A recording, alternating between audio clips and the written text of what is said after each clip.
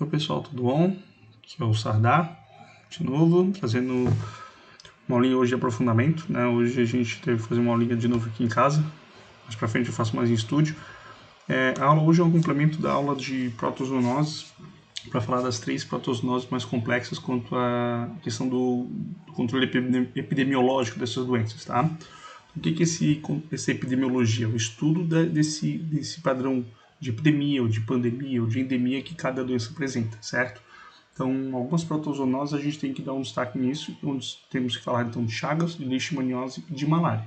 Tá? Então, a gente começa aqui, inicialmente, falando da doença de Chagas. A doença de Chagas, uma doença que foi descoberta no Brasil, né, por Carlos Chagas, que homenageou Oswaldo Cruz como um nome do agente etiológico, do agente causador, né, que é o Trypanosoma cruzi. Então, Chagas é classificada como? Chagas é classificada como uma endemia. O que é uma endemia mesmo? É uma doença que é em um local específico e de forma constante. Ela sempre é presente nesse local. Então, isso é uma característica importante. Eu uso aqui, então, esses gráficos que eu acho uma visão mais interessante para a gente trabalhar com epidemiologia. O primeiro gráfico que a gente trabalha aqui é aqui que mostra que é uma endemia em 21 países da América Latina. Então, por isso que Chagas pode ser chamada também de trypanossomiase americana, porque ela é restrita do continente americano. Isso é bastante importante da gente destacar. Tá? A gente pode ver, então, que ela tem um índice de mortalidade de 14 mil pessoas anualmente, um número até bastante elevado para uma doença, né? Onde a gente tem ali os 6 milhões de infectados ali anualmente, com 70 milhões com risco de ter contaminação, né? Por causa da região onde eles vivem. Então, uma região específica que mostra esse local de endemia, e aqui em azul escuro, onde temos os casos, em azul claro, onde a gente tem alguns casos isolados, mas não que são contaminados no local, são casos geralmente exóticos e não autóctones, não presentes no mesmo local, certo? Então é interessante esse destaque aqui de ter países que têm casos de Chagas, mas importados, tá? Como isso aqui, mais isolados. Aqui sim, na América Latina, né? Então na América do Sul e na América Central, onde a gente tem os casos ali que acontecem efetivamente nesse local. A gente vê que aqui nós temos o caso, então, das taxas de mortalidade a cada 10 mil habitantes. A gente tem então aqui no caso no Brasil, né, temos então aqui a região de Goiás, Distrito Federal, Minas Gerais, Bahia e Tocantins, para a gente ver o índice de mortalidade a cada 1000 habitantes. Então nós temos algumas regiões específicas no Brasil também onde tem o caso. Então ela não é homogênea no território brasileiro, ela é localizada em algumas regiões, principalmente na região do Centro-Oeste, Norte do Sudeste e na região do Nordeste também. É uma doença que está muito associada a áreas rurais, é uma doença silvestre, então essas regiões têm muito desse tipo de contenção desse parasita, né, do Trypanosoma cruzi, e claro também do seu hospedeiro, que é o Criatomyphestas, o barbeiro. E aqui, nesse gráfico, é interessante a gente destacar que hoje o registro de maior contaminação vem da alimentação, ou seja, quando a pessoa ingere o parasita. Então não necessariamente a gente está falando do barbeiro, né? A gente pode estar falando das fezes do inseto, né, que pode cair em cima de frutos, onde acaba tendo o tipo de consumo. Então a gente tem aí o açaí como um ótimo exemplo desse produto. Temos então ali, claro, também em outros vegetais, principalmente de monocotiledôneos, onde a gente vê o ninho do barbeiro. E aí onde tem bastante fezes que podem estar contaminadas. Então é bastante interessante a gente fazer esse destaque aqui desse gráfico, a via oral como principal maneira de infecção hoje da doença de Chagas, certo? Outra doença que a gente tem que destacar também muito importante é a leishmaniose. A leishmaniose, ela já tem um padrão que ela se expande para boa parte do planeta, mas ela ainda pode ser considerada endêmica porque ela pega regiões então aqui da faixa equatorial e subequatorial, né? Ela, assim como o Chagas, vocês podem notar que ela dá em países mais pobres. Por isso que a gente chama essas doenças de doenças negligenciadas.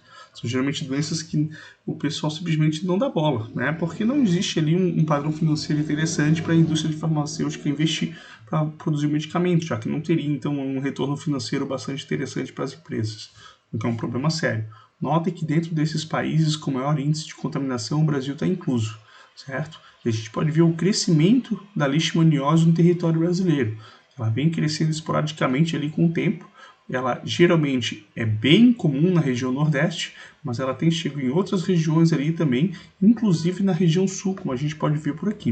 Então, a gente teve aqui a leishmaniose visceral do Brasil comum na região Nordeste, mas avançando para outras regiões. E aqui a gente tem um exemplo interessante dos 3 estados do Sul, né? Rio Grande do Sul e Santa Catarina em 2016 e Paraná em 2015.